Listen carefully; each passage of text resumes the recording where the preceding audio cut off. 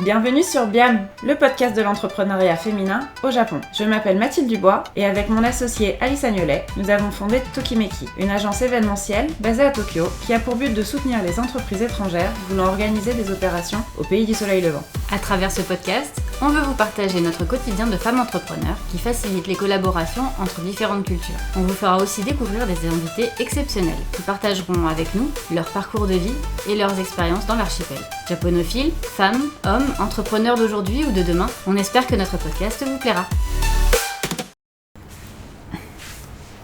Épisode 7. Bienvenue. Merci de nous écouter Merci de nous suivre sur Biam, le podcast de Tokimeki. Aujourd'hui, on revient sur un épisode de ma vie d'avant. Oui, pour une fois c'est Alice qui parle. Alors, on est revenu dans l'épisode d'avant sur le poste de CIR de Mathilde et le programme JET en lui-même. Je me suis dit que c'était intéressant de vous parler d'un des épisodes qui m'ont marqué dans ma carrière professionnelle et ce qui a été un événement important dans ma décision de me lancer en tant qu'entrepreneur, Mettre à ton compte. de me mettre à mon compte, et puis le genre de mission qui me motivait, à savoir la venue du top management de Baron Philippe de Rothschild au Japon pour une semaine séminaire. 2 questions. Oui. Quand est-ce que c'était? Et deuxième question, quand tu dis top management, tu parles de qui? Alors à l'époque, Baron Philippe, je sais pas si c'est toujours le cas maintenant, mais en tout cas de mon temps. Hier donc. L'équipe commerciale faisait venir donc le CODIR, donc les directeurs des différents pôles, et l'équipe commerciale de toutes les zones du monde. D'accord. L'équipe marketing aussi, Ouais. pour qu'on puisse voir le marché, Ouais. comment les produits sont représentés, les best practices chez nous, chez les autres, souder les équipes et pouvoir avancer et motiver les équipes pour la suite. Mais du coup ça fait des grosses délégations, enfin ça fait beaucoup de monde, non? On était à peu près, j'ai envie de dire 25. Ok. Et quand tu parlais des CODIR, tu parlais de pôles. C'est quoi les pôles en question? Le CODIR, c'est les directeurs qui sont juste en dessous, en fait, le directeur général. D'accord. Et donc, c'était, si je me trompe pas, donc le directeur marketing, le directeur commercial, le directeur de tout ce qui est l'aspect logistique de nos produits. Et donc, avec eux venaient les managers de leurs équipes. D'accord. Donc, techniquement, à ces programmes-là, ces séminaires-là, les assistants participaient pas. Ok. C'était vraiment juste les area managers, par exemple, Ok. ou... Ça c'était en 2013, c'était 2013. en janvier 2013. Ok. En fait, Baron Philippe faisait quelque chose qui était... Moi, ça m'a toujours fait vraiment rêver, parce que c'était un programme qui était secret, qui était aussi basé sur les résultats de l'année d'avant, c'est-à-dire qu'en fait, si les résultats n'avaient pas été bons, malheureusement, le séminaire ne pouvait pas avoir lieu. Du coup ça c'est les résultats au niveau global. Ouais, C'est pas par zone. Non, c'était Baron ensemble. Philippe SA, les résultats qu'il y avait, les résultats du pôle marque. On restait quand même sur les marques. Quand les résultats avaient été suffisamment bons, il y avait donc un séminaire qui était secret, c'est-à-dire qu'en fait, les participants au séminaire ne savaient pas où est-ce qu'ils allaient. Donc on avait toutes leurs informations, passeport, etc. Et jusqu'à ce qu'ils montent dans l'avion, ils savaient pas où est-ce qu'ils allaient. Et c'est énorme. ils pouvaient appeler les compagnies aériennes, elles avaient pour mot de ne pas donner les informations de où est-ce qu'ils allaient. C'est quand même quelque chose qui n'arrive pas. En plus, on parle de gens qui voyagent énormément toute l'année. Ne pas savoir où est-ce que tu vas, c'est assez fou. Et donc, en fin d'année 2012, le GM de Baron Philippe était venu au Japon et il nous avait dit, voilà, pour l'année prochaine, le séminaire il sera au Japon. Et donc, on avait un mois pour monter ça. C'est short. Et sachant que c'était juste avant les vacances de Noël. L'avantage, c'est qu'au Japon, les vacances de Noël, c'est pas la trêve hivernale qu'on a en France. Non. Mais du coup, ça a été vraiment quand même un challenge, parce que, évidemment, on n'avait pas que ça à faire. Parce que c'est pas comme si Noël c'était une des plus grosses périodes pour les vins. C'est ça, on est en train de clôturer l'année. Bon, l'année était quand même pas mal clôturée, mais c'est vrai que on fait en sorte que toutes les commandes partent bien comme elles sont censées partir. Et puis surtout, on monte pas ça habituellement. Donc ça veut dire qu'il fallait créer tout un environnement qui nous permettait de mener à bien ce séminaire. Et autre petite technicité, c'est qu'on avait un budget qui était limité. Sinon c'est pas drôle. Donc en fait, on n'est pas passé par une agence de voyage, on a fait tout ce qu'on a pu tout seul. En interne. Okay. En interne. Donc avec toi, l'équipe, à cette époque-là, vous étiez combien ? Bah du coup, c'était le directeur et moi. Vous avez tout fait à deux. Donc on a tout fait à deux. Vous n'avez pas tout fait toute seule. Donc on a tout fait à deux. Non, on a tout fait à deux, mais typiquement, tester les ryokan, etc., il fallait vérifier que le ryokan puisse accueillir des gros groupes comme nous, avoir... c'est toutes les problématiques que nous, on a encore maintenant avec nos programmes, plus côté... culture japonaise, où en fait, quand tu as un groupe de plus de 10 personnes, comment tu fais en sorte que l'expérience elle soit unique et authentique. Là, c'est ce qu'on a essayé de mettre en place. En quelques semaines, avec mon directeur, on a monté un programme qui était assez fou. Donc c'était un programme séminaire. Donc il y avait vraiment une problématique de... il y avait des séances plénières, donc il y avait des vraies réunions de... on regarde les résultats, l'année prochaine comment elle se dessine. Et on avait tout un programme qui était secret. C'est-à-dire que tous les jours, en fait, les activités... à part pour les séances plénières, les participants ne savaient pas ce qu'on allait faire après. C'est-à-dire que assez fou. On a fait notamment une journée plénière et en fin d'après-midi, en fait, ils sont tous partis. Ils sont montés dans le bus, ils savaient pas où est-ce qu'ils allaient. Et en fait, ils venaient au bureau. Et ils ont tout découvert. Et c'était super fun parce que du coup, on leur avait dit oui, du coup, vous allez rencontrer une mama d'un club un peu select. Pas du tout. En fait, c'était moi qui les attendais au bureau. C'était la mama la plus sélecte de Tokyo. C'est ça.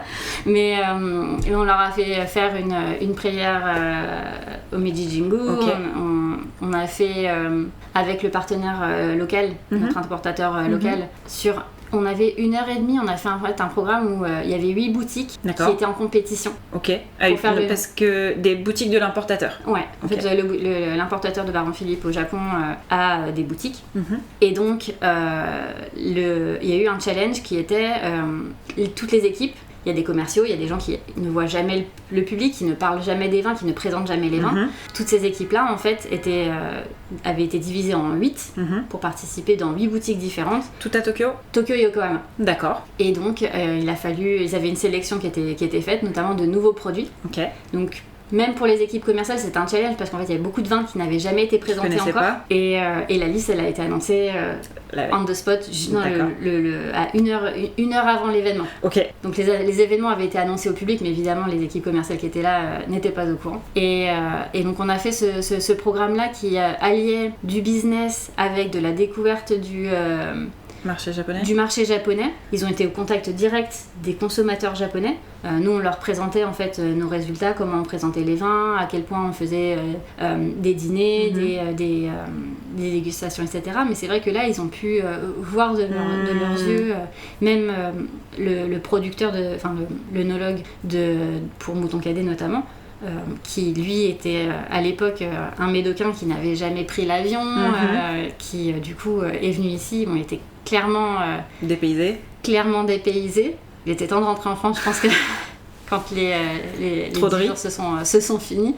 Mais on a fait un programme à Tokyo et ensuite on les a emmenés dans le Shinkansen pour aller à Kyoto. Et donc on a fait Kyoto-Nara et Nara sous la neige. Oh, pas mal. Ouais. Ça devait être chouette. Ouais. Je reviens juste 2 secondes sur l'histoire des équipes marketing divisées en 8. Donc, c'était les équipes marketing... commercial, marketing, mais du coup étrangères. Tout le monde... francophone, anglophone. Quasiment tout le monde était français. Ok. En tout cas francophone. Qui étaient répartis dans les boutiques. En fait, ça se passait comment ? Donc en fait, ils allaient dans les boutiques, ils avaient quelqu'un pour interpréter. Oui, il y avait une personne de l'équipe de l'importateur qui devait faire la traduction. Ok. Et c'était la présentation des produits. Et c'était quoi le but de la compète ? C'était de vendre le plus de vin ou c'était sur 1h30, quelle était la boutique qui faisait le plus de recettes, sachant que la boutique principale était mise à part parce que du coup tous les directeurs étaient dans la boutique principale, donc forcément il y avait un peu hors compétition.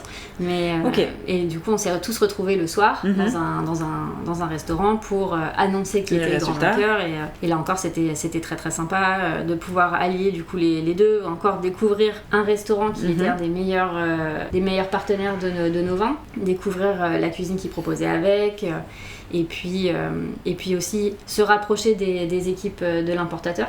créé ce lien qui était vraiment unique. Tous les participants du programme de 2013, même encore maintenant, en parlent comme quelque chose qui n'arrivera plus jamais dans leur vie. Enfin, vraiment, c'était à un moment... Il y avait eu des séminaires dans plein d'endroits différents. Ils étaient allés en Jordanie, ils avaient fait des programmes complètement fous. Mais là, ça touchait à la culture, ça touchait à l'aspect professionnel, commercial. Leur travail, notamment pour les équipes logistiques, était remis sur le terrain. Donc c'était aussi... Ça permettait de constater en fait... un espèce de vie ma vie qui était intéressant pour eux aussi. Toutes les équipes ont vraiment joué le jeu. Et... tout le monde était super motivé et le programme a été respecté à la lettre. Tout le monde a passé un super moment, tout le monde était crevé à la fin. Mais c'est vrai que tout ce que tu disais, notamment sur la mission Yamanashi, où c'est des longues journées. Là, typiquement, on était sur le pont jusqu'à 1h du matin, parce qu'il fallait finir la journée qui venait de s'achever, et en même temps préparer le Shinkansen du lendemain, vérifier que tout le monde avait bien, que j'avais bien les billets pour tout le monde, etc. Donc c'était vraiment beaucoup de boulot et très intense. Beaucoup de boulot très intense, mais ça a été beaucoup d'apprentissage. Trouver le bon hôtel pour le budget qui nous correspondait, trouver les bons partenaires pour les dîners, pour offrir une expérience complètement...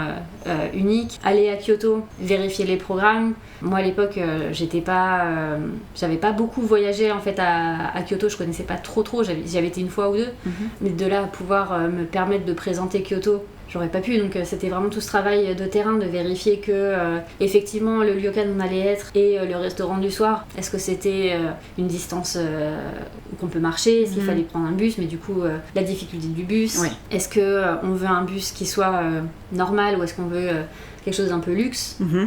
C'était tous ces éléments là. Trouver une guide francophone ou un guide francophone qui corresponde aussi avec la culture d'entreprise, parce que ça c'est spécifique. Donc, il y a encore un relationnel. Il y a plein de gens qui sont extrêmement capables, qui peuvent être des très très bons guides, mais tous les guides peuvent pas faire tous les groupes. Oui. Il y a des styles, et d'ailleurs c'est ça qui est intéressant aussi dans notre...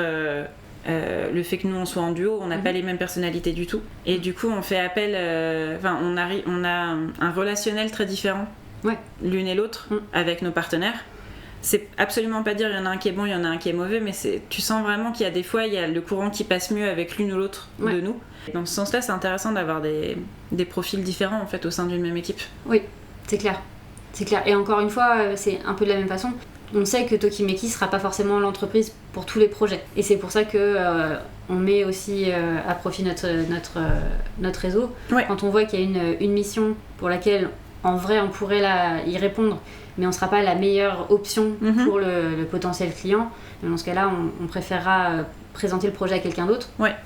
Avec l'accord du prospect, parce que effectivement c'est important de savoir où on est fort et où est-ce qu'on l'est moins. Ce programme-là qui a été très, très intense m'a appris plein de choses sur déjà ce que moi j'étais capable de faire, m'a donné énormément de motivation et m'a conforté aussi sur tout ce que je savais faire. À l'époque, moi j'étais que assistante. On a toujours tendance à regarder un peu de haut les personnes qui sont assistantes, mais c'est un boulot de monstre. C'est vraiment un boulot de l'ombre. On connaît pas vraiment les horaires. Quand il faut quelque chose, en fait, un assistant motivé, tout le monde n'est pas motivé. Mais les bons assistants, clairement, seront prêts, même à 21h, à aller chercher un truc s'il le faut. C'est le diable s'habille en Prada dans la vraie vie. C'est un peu ça. C'est un peu ça, les missions casquettes. Mais du coup, c'est ces missions-là qui moi, m'ont appris énormément. M'ont fait grandir aussi. Quand on parle de début 2013, du coup moi j'avais pris mon poste chez Baron Philippe en 2011, donc ça faisait encore bébé dans l'entreprise. Et puis même de manière générale, moi je venais C'était ton premier job? C'était mon premier job. J'avais eu des petits jobs quand j'étais au lycée et à la fac, mais jamais. Mais là c'était vraiment le début de ma carrière professionnelle, et ça a été extrêmement formateur. Ce que j'en retiens, c'est l'importance du réseau. C'est vrai que sans le réseau aussi de mon directeur, beaucoup de choses qui ne se seraient pas passées comme ça aurait été beaucoup plus limité en termes d'options, en termes de découverte culturelle, etc. C'est vrai qu'avoir une soirée où il y a un sumo qui arrive, c'est quand même... c'est assez génial. C'est assez fou. Pouvoir discuter avec lui, c'est encore autre chose. Impressionnant. Donc il y a plein de choses comme ça qui te font comprendre des choses, te font découvrir des choses. Clairement, j'ai adoré. Et c'est ce qui me motive aussi, c'est un peu au cœur aussi de Tokimeki. C'était pourquoi est-ce qu'on veut faire ces missions-là, mais parce qu'en fait, nous, quand on a eu des opérations similaires, c'est ce qu'on a ressenti et c'est ce qu'on veut transmettre. Et le cœur qui bat la chamade, c'est tout à fait ça. C'est de voir, c'est un peu ce que je disais sur le podcast précédent avec les pompiers qui étaient fatigués mais heureux. Ouais. Et c'est complètement ça, c'est vraiment le truc du... on est tous sur les rotules, mais tous tellement contents de l'expérience et tous tellement contents de... Parce que c'est un moment de communion en fait, c'est ce que tu disais tout à l'heure, c'est... Les personnes qui sont venues en 2013 s'en souviennent encore aujourd'hui. Ouais. Certaines ont gardé leur carte de visite, parce qu'on avait fait faire des cartes de visite aussi français et anglais, du coup pour les événements. Ouais. Et ça c'est des choses en fait... Qui se gardent. Qui se gardent en fait, c'est sympa. En japonais, il y a une expression qui est Ichigo Ichie, qui veut dire un moment, une rencontre, et qui veut dire il faut profiter du moment présent, parce que plus jamais tu retrouveras les mêmes personnes au même endroit, au même moment. Demain, t'es pas la même personne que t'es aujourd'hui, et je trouve que c'est très vrai sur ce genre d'opération, où tu voudrais la reproduire, tu la reproduirais jamais à l'identique. Ouais. Et c'est ça qui fait en fait la force de l'événementiel notamment, c'est de réussir à créer des moments uniques qui restent gravés en fait. Ouais. Est-ce que l'événement était parfait ? Est-ce que le programme était parfait ? On aurait pu changer mille et une choses. Et en même temps, c'est cette structure-là qui a fait que ce séminaire-là a été le meilleur séminaire qui a été fait. Et on en a fait d'autres après. Mais c'est vrai qu'en fait... est-ce que c'était la distance qui faisait ça ? Est-ce que c'était le programme intense qui faisait ça ? Est-ce que c'était le pays qui faisait ça ? Mais c'est vrai qu'il y a eu une synergie qui s'est créée.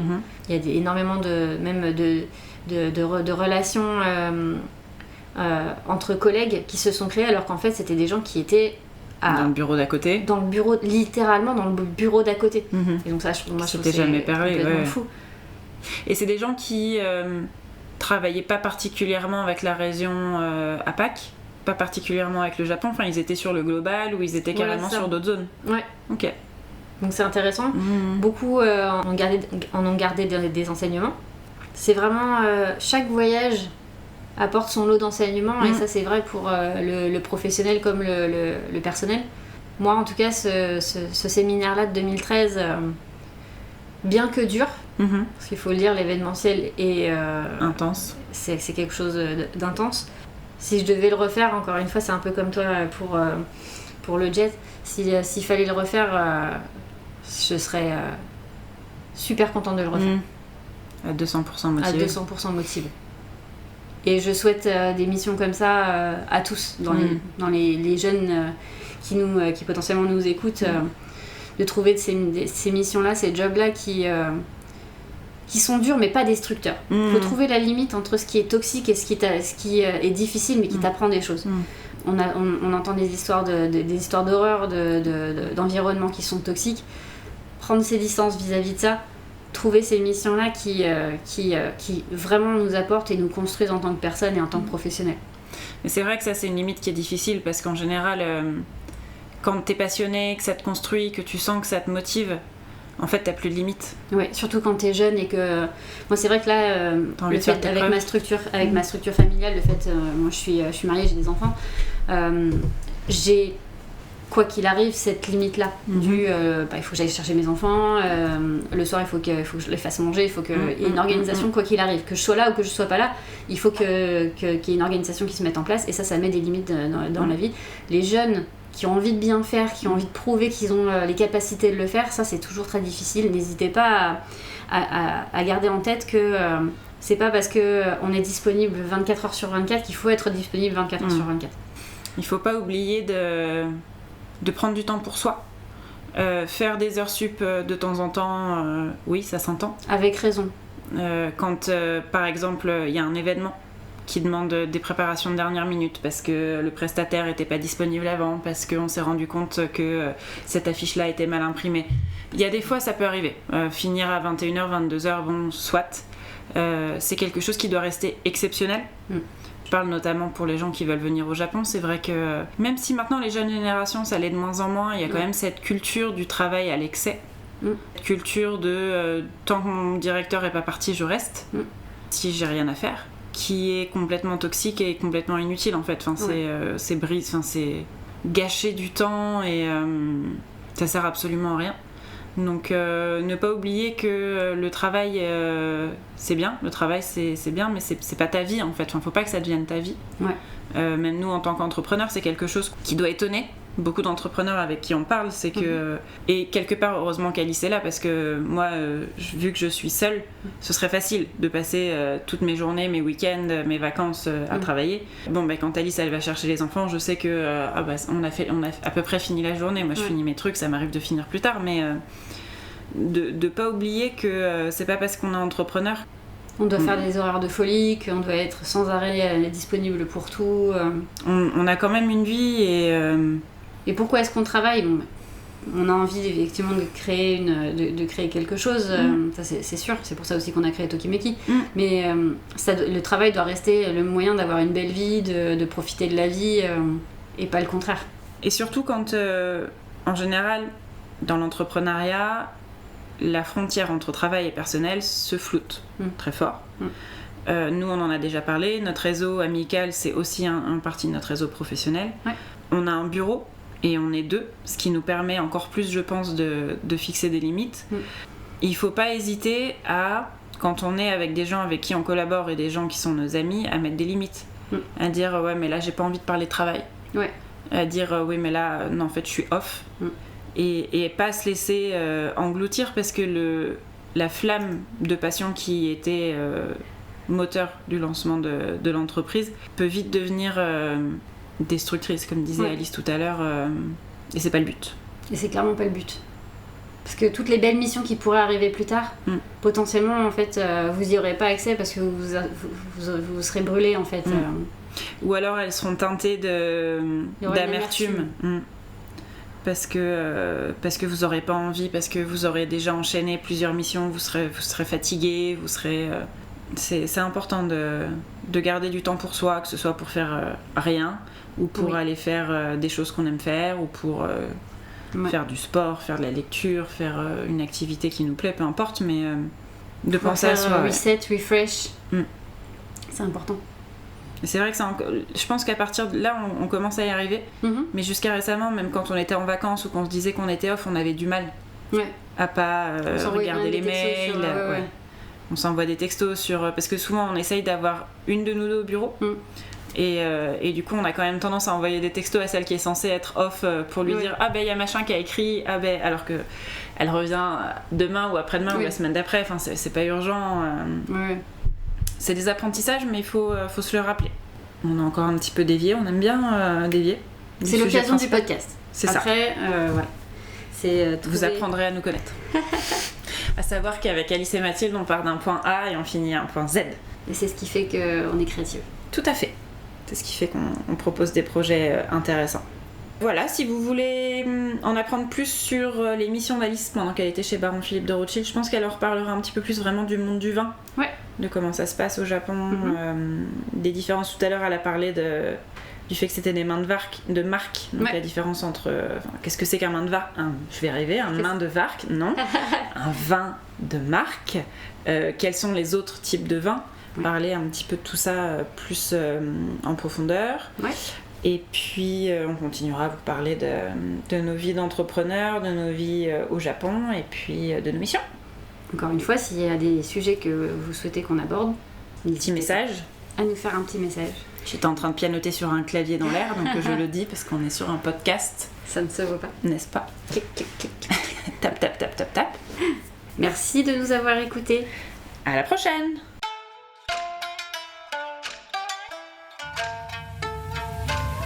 Merci d'avoir écouté cet épisode de Biam. N'oubliez pas de vous abonner pour ne manquer aucun futur épisode. Vous pouvez également nous suivre sur Instagram, LinkedIn ou Facebook pour des mises à jour et des contenus exclusifs. Et si vous avez des questions ou des sujets que vous aimeriez que nous abordions, laissez-nous un commentaire ou envoyez-nous un message à podcast@tokimeki.com. Votre avis compte beaucoup pour nous. À bientôt pour un nouvel épisode de Biam.